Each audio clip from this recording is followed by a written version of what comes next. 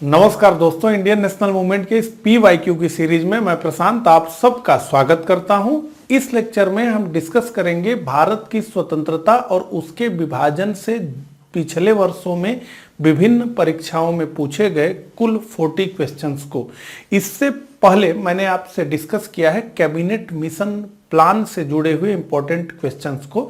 तो अभी तक अगर आपने उस लेक्चर को नहीं देखा है तो आप इस चैनल पे चले जाइए, वहां पर आपको इंडियन नेशनल मूवमेंट PYQ इस नाम से एक प्लेलिस्ट मिलेगी। उस प्लेलिस्ट में इस सीरीज के सभी लेक्चर्स एक क्रम से लगे हुए हैं, तो आप वहां जाकर के उन्हें देख सकते हैं। Indian national movement PYQ series का ये मेरा आखिरी लेक्चर है, जिसमें कि हम डिस्कस करेंगे भारत के विभाजन और उसकी स्वतंत्रता से जुड़े हुए कुल 40 महत्वपूर्ण प्रश्नों को।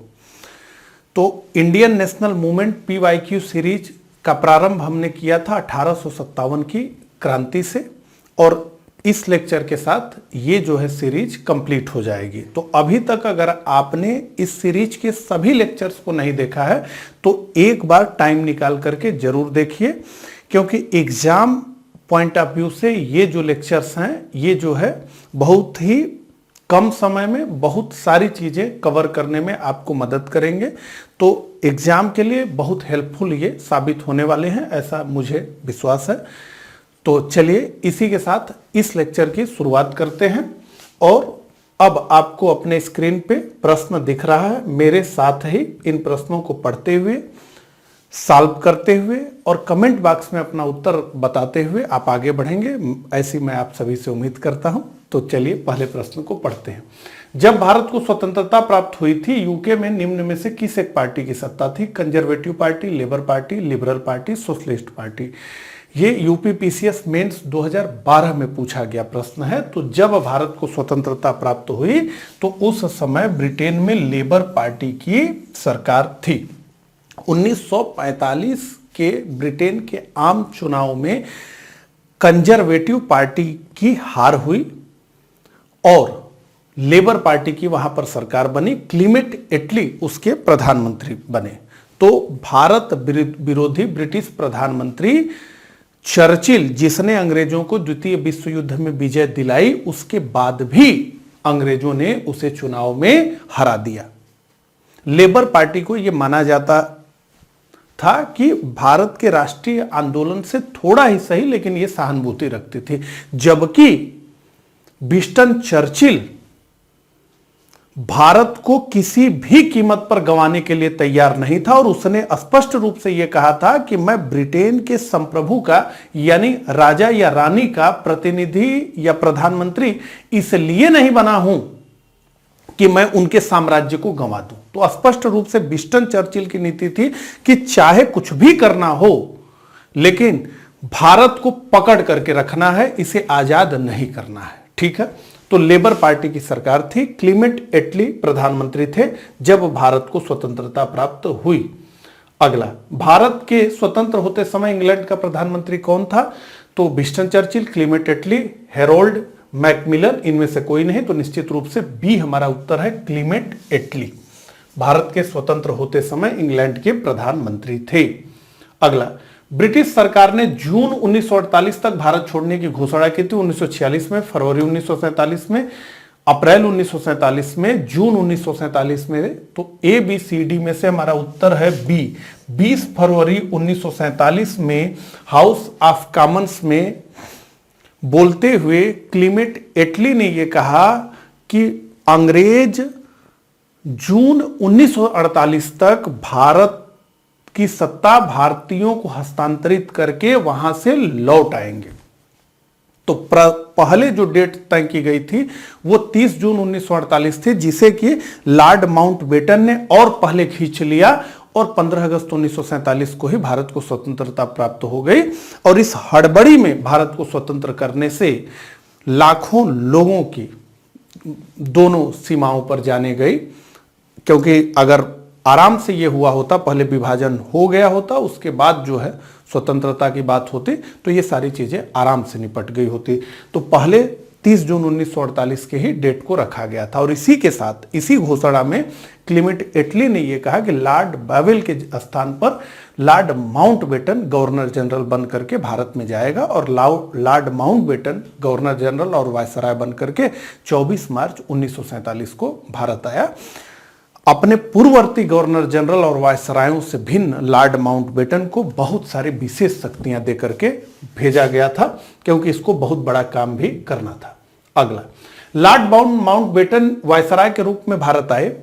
भारतीय उपमहाद्वीप को विभाजित करने की विशेष हिदायत के साथ, यथासंभव भारत को संयुक्त रखने की विशेष हिदायत के साथ, जिन्ना की पाकिस्तान की मांग को स्वीकार करने की विशेष हिदायत के साथ, कांग्रेस का विभाजन स्वीकार करने हेतु राजी करने की विशेष हिदायत के साथ। तो ए बी सी डी में से जो इसमें से हमारा उत्तर है वो है बी, यथासंभव भारत को संयुक्त रखने की विशेष हिदायत के साथ। अब देखिए ये जो प्रश्न है ये आईएएस प्री 1998 में पूछा गया। अब ये प्रश्न इस तरह का प्रश्न नहीं है कि जिसमें कोई फैक्ट है और उसकी आप जांच कर लेंगे और एक्यूरेट उत्तर आपको मिल जाएगा। अब इसका उत्तर जो है हमें प्रश्न में ही ढूंढना है। पहले में क्या लिखा है, भारतीय उपमहाद्वीप को विभाजित करने की विशेष हिदायत के साथ, तो इस तरह के विशेष हिदायत के साथ तो नहीं भेजा जा सकता। जिन्ना की पाकिस्तान की मांग को स्वीकार करने की विशेष हिदायत के साथ, तो यह भी नहीं था, बल्कि क्लीमेट एटली ने यह स्पष्ट रूप से यह कहा था कि बहुसंख्यकों को अल्पसंख्यकों के हितों के लिए कुर्बान नहीं किया जा सकता। यानी केवल अल्पसंख्यकों की ही बात नहीं मानी जाएगी, बहुसंख्यकों के भी हितों का ध्यान रखा जाएगा। और डी, कांग्रेस का विभाजन स्वीकार करने हेतु राजी करने की विशेष हिदायत के साथ, तो इस तरह की कोई बात नहीं थी। इसमें से जो सबसे मुफीद हमें लगता है वो 20 का उत्तर है। ठीक है, हालांकि कुल मिलाकर के जो सबसे महत्वपूर्ण काम लॉर्ड माउंटबेटन को सौंपा गया था वो ये था कि देखो, भारत का विभाजन हो तो हो, भारत संयुक्त रहे तो हो, दोनों स्थितियों में ठीक है, लेकिन ब्रिटेन की सम्मानजनक और सुरक्षित वापसी हो पाए, यह मूल उद्देश्य था अंग्रेजों का। अगला, कौन सी योजना भारतीय स्वतंत्रता का आधार बनी? क्रिप्स योजना, बेवल योजना, माउंटबेटन योजना, इनमें से कोई नहीं। ए बी सी डी में से हमारा उत्तर है माउंटबेटन योजना। तो माउंटबेटन ने लगभग 2 महीने कांग्रेस से, मुस्लिम लीग के और विभिन्न दलों के नेताओं से बात किया और अंततः लॉर्ड माउंटबेटन इस नतीजे पर पहुंच गया कि अब भारत के विभाजन के अतिरिक्त कोई मार्ग शेष नहीं बचा है। और जब इस नतीजे पर ये पहुंच गए और सबसे नेताओं से बात कर ली, भारतीय नेताओं से, तो अंततः 3 जून 1947 को लॉर्ड माउंटबेटन योजना प्रस्तुत किया गया, जिसे हम प्लान बाल्कन के भी नाम से जानते हैं, मन बाटन योजना के नाम से भी इसे हम जानते हैं, 3 जून या केवल जून योजना के नाम से भी इसे हम जानते हैं। तो माउंटबेटन योजना भारतीय स्वतंत्रता का आधार बनी।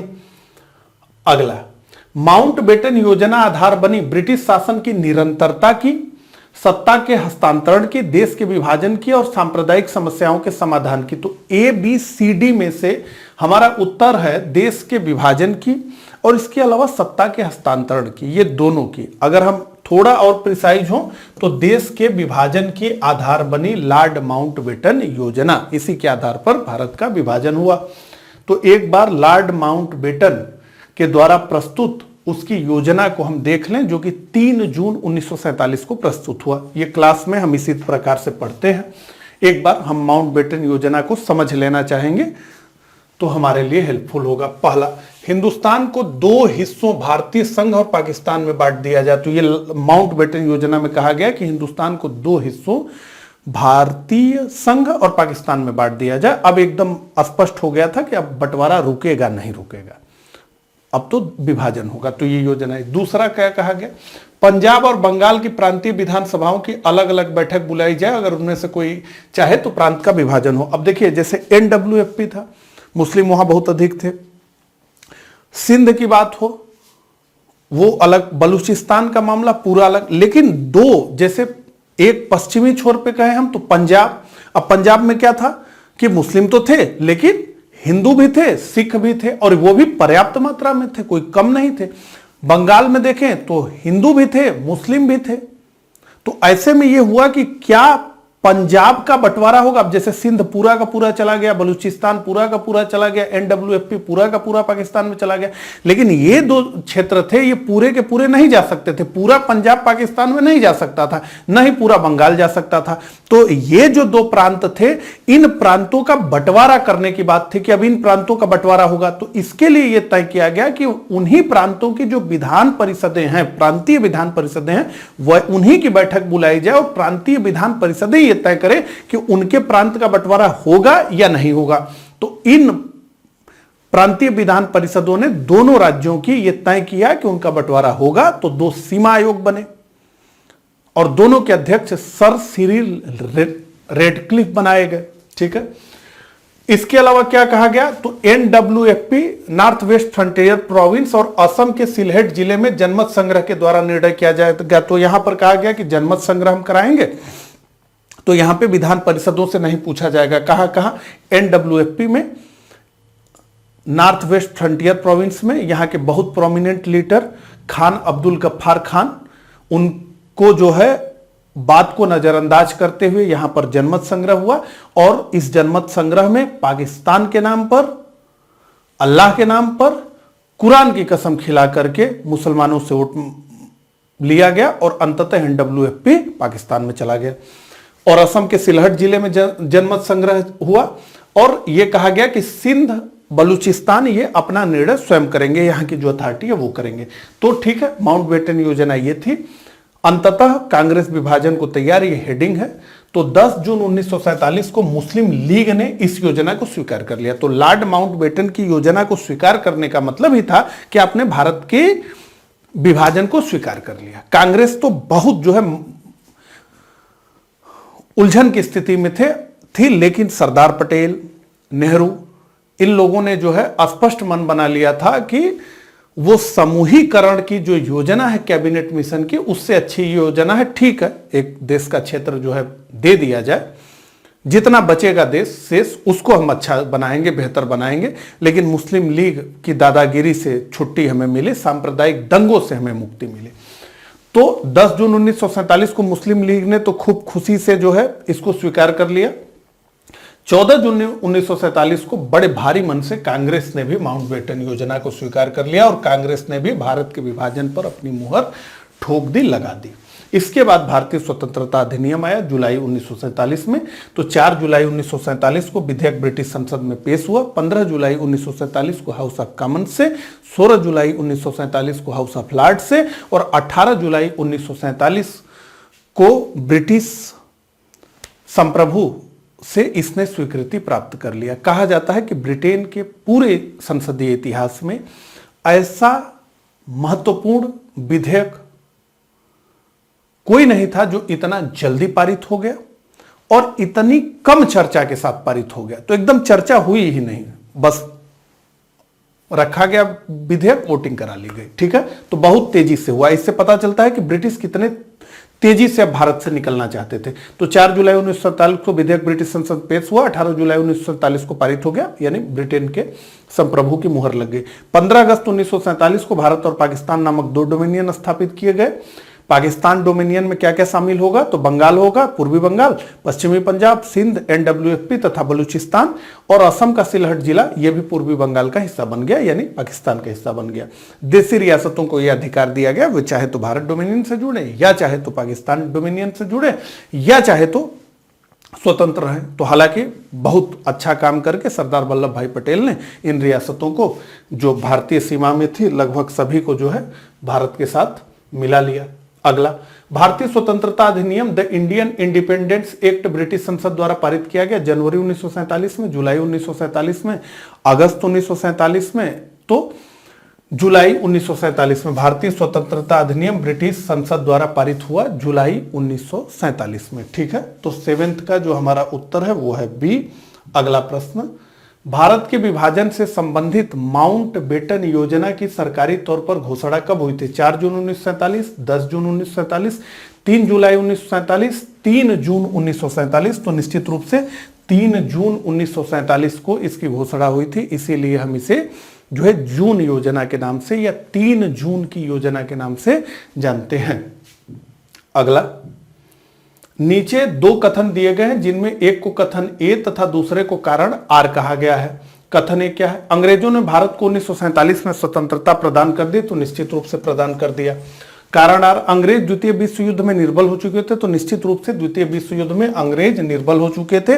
द्वितीय विश्व युद्ध ने सत्ता के समीकरण को पूरी तरीके से बदल दिया। द्वितीय विश्व युद्ध से पहले जो ब्रिटेन दुनिया की सर्वोच्च शक्ति था, द्वितीय विश्व युद्ध के बाद वो ब्रिटेन दुनिया की एक शक्ति रह गया और दुनिया में दो सर्वोच्च शक्तियों का उदय हुआ। एक जिसे हम यूएसए के नाम से जानते हैं और दूसरा जिसे हम यूएसएसआर के नाम से जानते हैं। दुनिया इन्हीं दोनों देशों के गुटों के आधार पर विभाजित हुई और हमने कहा कि अब दुनिया जो है दो ध्रुवी हो गई जब तक कि यूएसएसआर कोलैप्स नहीं कर गया। तो हमारा 9th का जो उत्तर है ए, कथन ए तथा कारण आर दोनों सही है तथा कारण आर कथन ए की सही व्याख्या है। तो 9th का उत्तर ए। अगला प्रश्न, नीचे दो कथन दिए गए हैं। स्वतंत्र भारत में ब्रिटेन की प्रभुता बनी रही, तो ये तो गलत है। स्वतंत्र भारत में ब्रिटेन की प्रभुता नहीं बनी रही।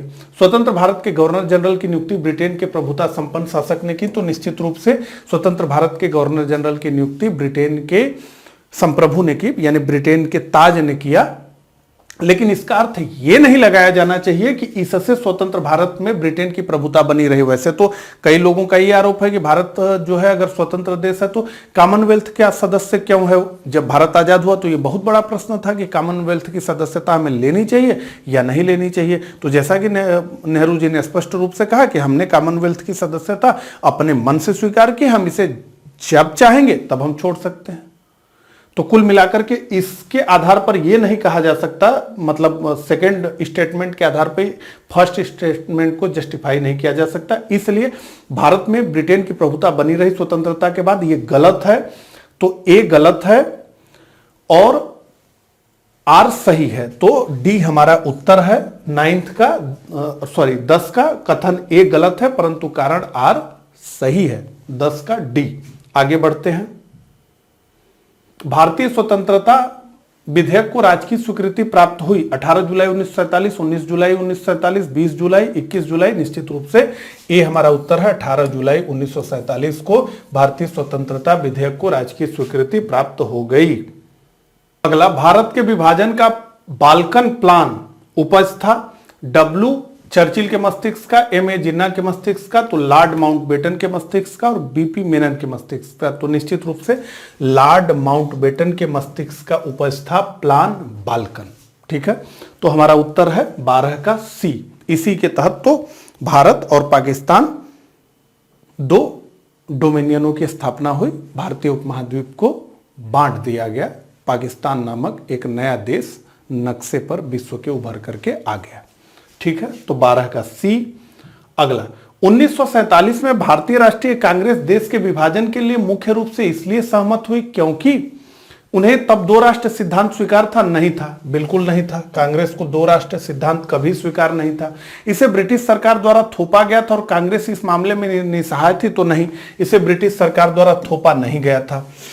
वे बड़े पैमाने पर संभावित सांप्रदायिक दंगों को बचाना चाहते थे, तो निश्चित रूप से कांग्रेस बड़े पैमाने पर संभावित सांप्रदायिक दंगों से बचना चाहती थी। पूरा बंगाल और पंजाब जल रहा था इस दौरान।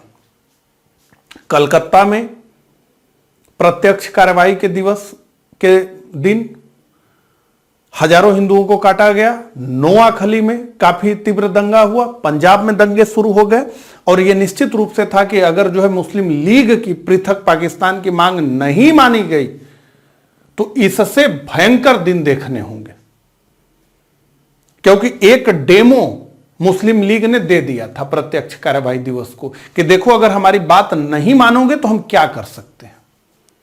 तो यह डेमो मिल गया था सबको। तो वे बड़े पैमाने पर संभावित सांप्रदायिक दंगों से बचना चाहते थे। कांग्रेस भारत स्वतंत्रता प्राप्त करने के अवसर से अन्यथा वंचित रह जाता, यह भी विषय नहीं था। तो सी हमारा उत्तर है। 13 का जो हमारा उत्तर है वो है सी। आगे बढ़ते हैं। देखिए, सरदार पटेल ने इस विषय में क्या कहा। सरदार पटेल ने कहा, हमने यह महसूस किया अगर हमने विभाजन को स्वीकार नहीं किया तो भारत छोटे छोटे टुकड़ों में विभाजित होकर के नष्ट हो जाएगा। मेरे 1 वर्ष के अनुभव से मुझे यानी वो जो अंतरिम सरकार में मुस्लिम लीग के साथ इन्होंने काम किया उस अनुभव की बात कर रहे हैं।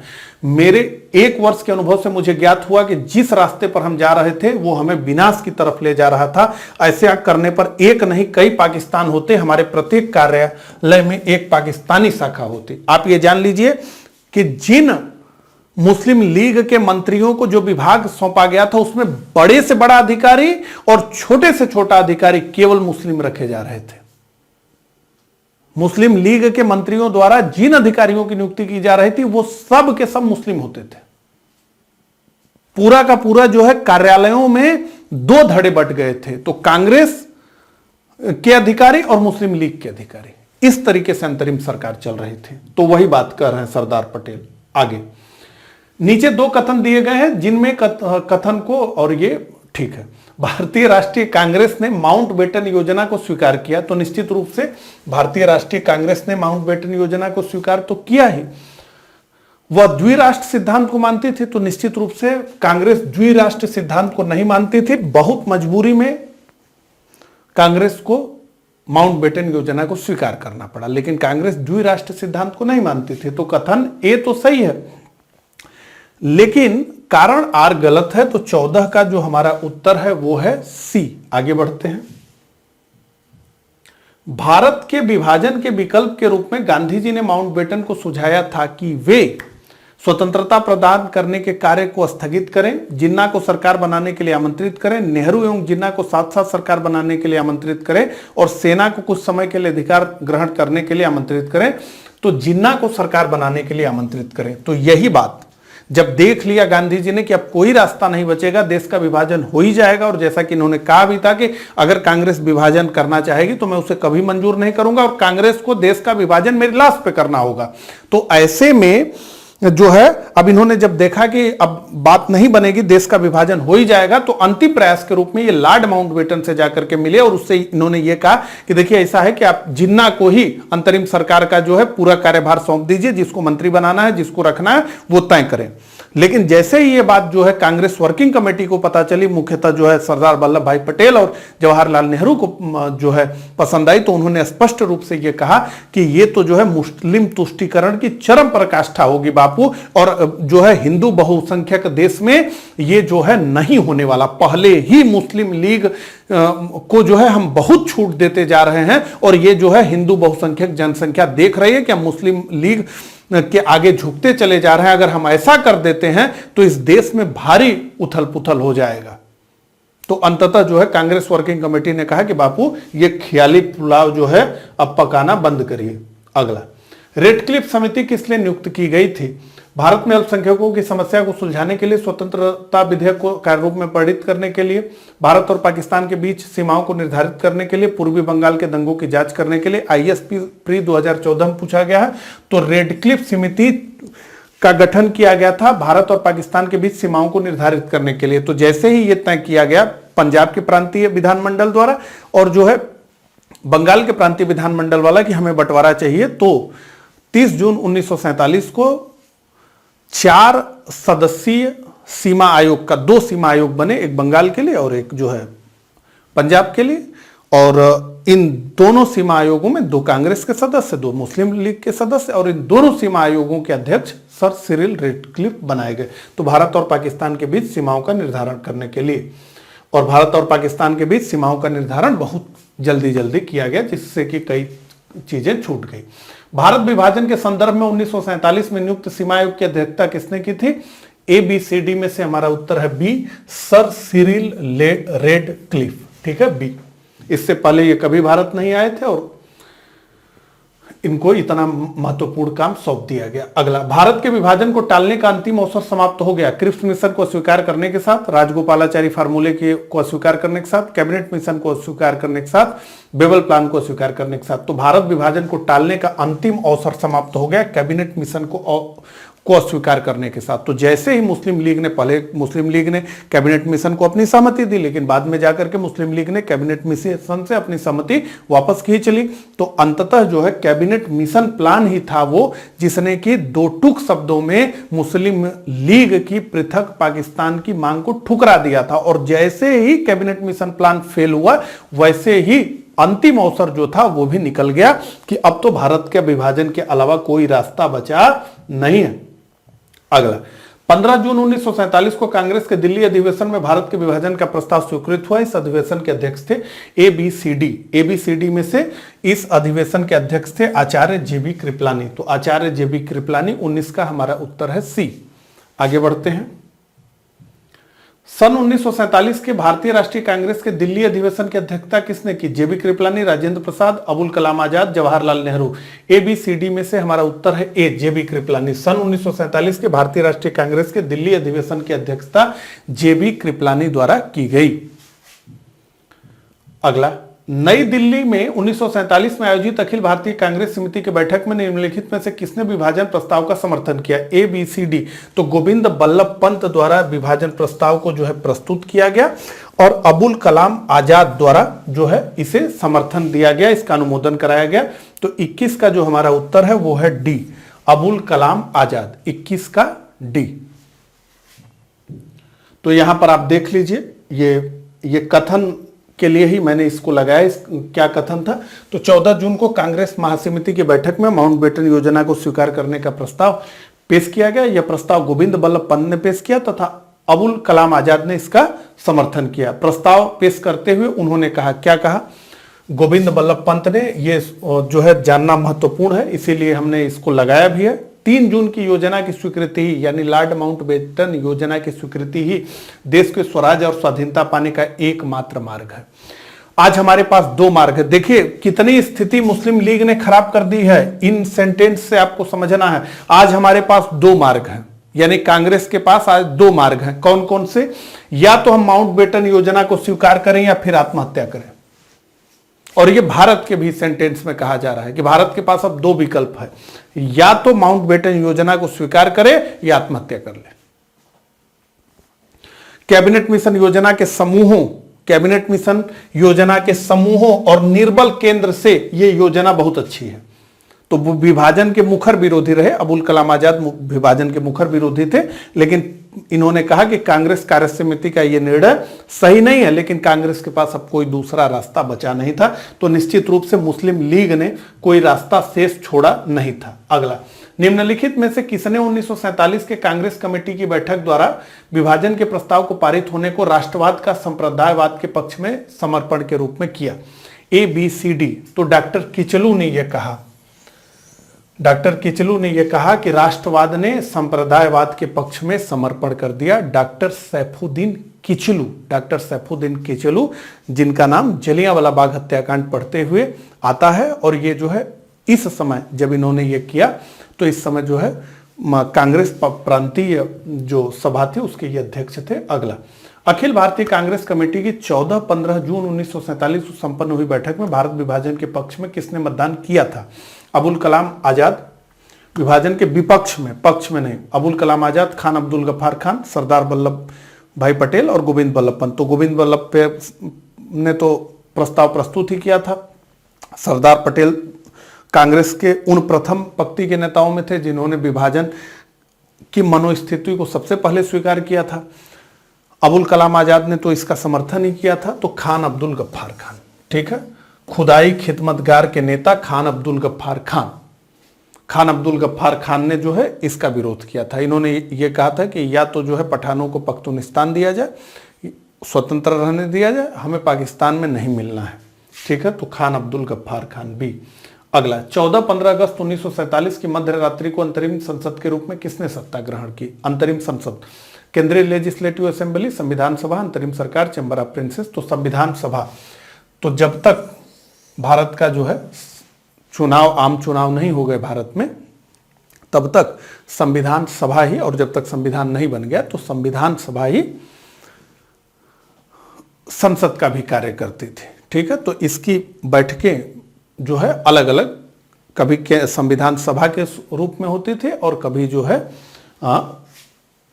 संसद के रूप में होती थी। तो 24 का जो हमारा उत्तर है वो है बी। आगे बढ़ते हैं। 14-15 अगस्त 1947 की मध्य रात्रि केंद्रीय असेंबली में इकबाल का गीत हिंदोसिता हमारा तथा जनगण मनगढ़ किसने गाया? रामेश्वरी नेहरू, मीराबेन, सुचेता कृपलानी। तो हमारा उत्तर है डी, एम एस सुब्बुलक्ष्मी ने गाया। ठीक है, 25 का उत्तर डी। पहले अवसर पर भारत के प्रधानमंत्री की नियुक्ति की थी गवर्नर जनरल ने, ब्रिटिश सम्राट ने, महात्मा गांधी ने, वायसराय ने। ABCD में से हमारा उत्तर है गवर्नर जनरल ने, तो ए इसका उत्तर है, गवर्नर जनरल ने। ठीक है, वायसराय पदनाम भारत की स्वाधीनता के बाद समाप्त हो गया था। अगला, स्वतंत्र भारत के प्रथम गवर्नर जनरल कौन थे? Rajagopalachari, Warren Hasting, Lord Dalhousie, Lord Mountbatten. तो स्वतंत्र भारत के प्रथम गवर्नर जनरल लॉर्ड माउंटबेटन थे। तो लॉर्ड माउंटबेटन भारत के अंतिम वायसराय और द्वितीय चरण में प्रथम गवर्नर जनरल थे, क्योंकि पहले गवर्नर जनरल पदनाम ही चलता था, लेकिन 1857 की क्रांति के बाद 1858 से गवर्नर जनरल और वायसराय ये दोनों शब्द यूज होने लगे। वायसराय यानी ब्रिटेन के संप्रभु का भारत में प्रतिनिधि, चूंकि ईस्ट इंडिया कंपनी से सत्ता जो है ब्रिटेन के संप्रभु के हाथों में चली गई थी 1857 के बाद। तो गवर्नर जनरल और वायसराय इस पदनाम का यूज किया जा रहा था, लेकिन जैसे ही भारत स्वतंत्र हुआ वैसे ही वायसराय इस पदनाम को समाप्त कर दिया गया। तो लॉर्ड माउंटबेटन भारत में वायसराय के रूप में आया, लेकिन जैसे ही भारत को 15 अगस्त 1947 को स्वतंत्रता मिली, लॉर्ड माउंटबेटन गवर्नर जनरल हो गया, वायसराय की पद भी हट गई उसकी। ठीक है, तो लॉर्ड माउंटबेटन 27 का जो हमारा उत्तर है वो डी है।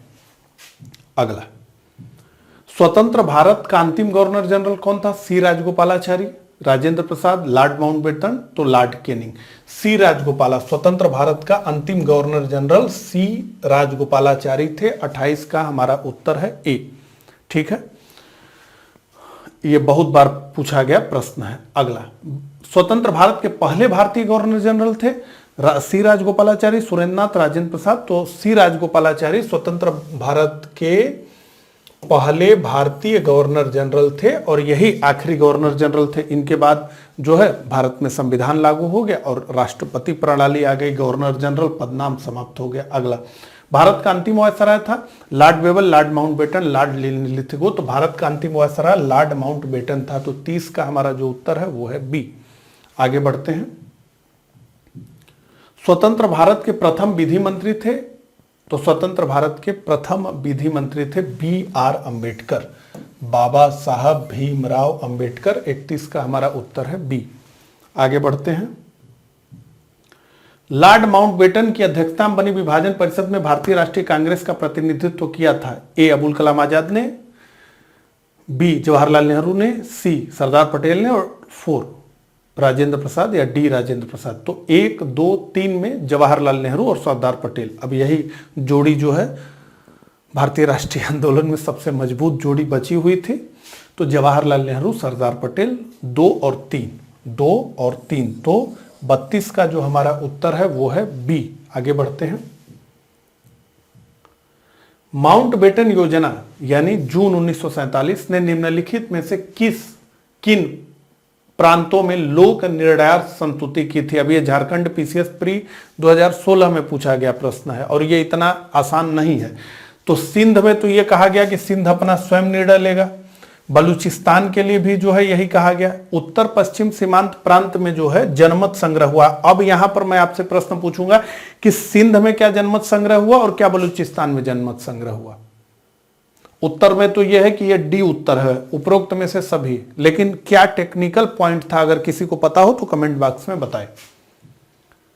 अगला, भारत के विभाजन के समय भारतीय राष्ट्रीय कांग्रेस के अध्यक्ष थे सी राजगोपालाचारी, JB कृपलानी, जवाहरलाल नेहरू, मौलाना अबुल कलाम आजाद। तो JB कृपलानी भारत के विभाजन के समय भारतीय राष्ट्रीय कांग्रेस के अध्यक्ष थे। नवंबर 1946 में कांग्रेस के मेरठ अधिवेशन में इन्होंने अध्यक्षता स्वीकार की और नवंबर 1947 में इन्होंने अपने पद से इस्तीफा दे दिया, जिसके बाद डॉक्टर राजेंद्र प्रसाद कांग्रेस के अध्यक्ष बने। अगला, भारतीय राष्ट्रीय कांग्रेस के 1946 में मेरठ के आयोजित अधिवेशन की अध्यक्षता किसने की थी? JB कृपलानी। तो निश्चित रूप से JB कृपलानी। 35 का जो हमारा उत्तर है वो है ए, JB कृपलानी।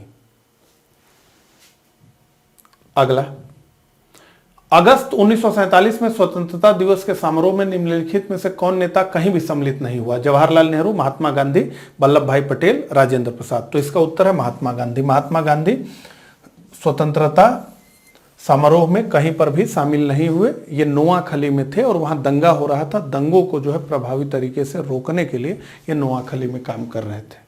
तो बी। अगला, संविधान को 26 जनवरी के दिन लागू करने का निर्णय इसलिए किया गया क्योंकि, क्यों संविधान को भारत के 26 जनवरी को लागू किया गया? यह एक शुभ दिन था। इस तिथि को 1942 भारत छोड़ो आंदोलन प्रारंभ किया गया था। तो कांग्रेस ने इस तिथि को 1930 में स्वतंत्रता दिवस के रूप में मनाया था। कांग्रेस ने अपने लाहौर अधिवेशन 1929 में यह निर्णय लिया कि पूर्ण स्वराज ही अब उसका लक्ष्य है और इस पूर्ण स्वराज को प्रत्येक वर्ष जो है मनाया जाने लगा। इस दिन कसम खाई जाती थी कि हम देश को पूर्ण स्वतंत्रता प्रदान करेंगे। तो जो है तभी से ये परंपरा चली आ रही थी, तो हमने संविधान को उसी दिन लागू किया। अगला, भारतीय राष्ट्रवाद ब्रिटिश राज का शिशु था। यह कथन किसका है? Bipin Chandra, R Coupland, R C. Majumdar, P E. Roberts. तो भारतीय राष्ट्रवाद ब्रिटिश राज का शिशु है, इस बात को कहा आर कोपलैंड ने। 38 का बी। तो बहुत सारे लोगों ने यह कहा कि ठीक है, भारतीय राष्ट्रवाद अगर ब्रिटिश राज का शिशु है तो निश्चित रूप से ठीक आप कह रहे हैं, लेकिन ये जो शिशु है, ये शिशु जो है जबरी शिशु है, यानी आप नहीं चाहते थे, अनिच्छा का ये शिशु है और जिसको आपने दूध पिलाने से भी मना कर दिया और उसका गर्दन जो है आप दबोचने के हमेशा प्रयास में रहे कि हम इसे किसी तरीके से मार दें। तो 38 का बी। अगला, निम्नलिखित में से किसने कहा कि ब्रिटिश शासन की सबसे अधिक महत्वपूर्ण उपलब्धि भारत का एकीकरण था? ABCD में से हमारा उत्तर है KM पडिक्कर। ये स्टेटमेंट KM पडिक्कर ने दिया था। अगला और अंतिम, भारतीय स्वतंत्रता के समय अंग्रेजी महाराज था जॉर्ज पंचम, जॉर्ज षष्ठम, राजा एडवर्ड। तो जॉर्ज षष्ठम भारतीय स्वतंत्रता के समय ब्रिटेन के शासक थे, ब्रिटेन के संप्रभु थे जॉर्ज षष्ठम। ठीक है, तो इस प्रकार से हमने भारत की स्वतंत्रता और उसके बीच विभाजन से जुड़े हुए कुल 40 महत्वपूर्ण प्रश्नों को डिस्कस किया। मुझे कमेंट करके जरूर बताइएगा कि मेरा ये प्रयास आपको कैसा लगा। मिलता हूं इसी तरह के अगले लेक्चर में। तब तक के लिए आप सभी को नमस्कार, धन्यवाद।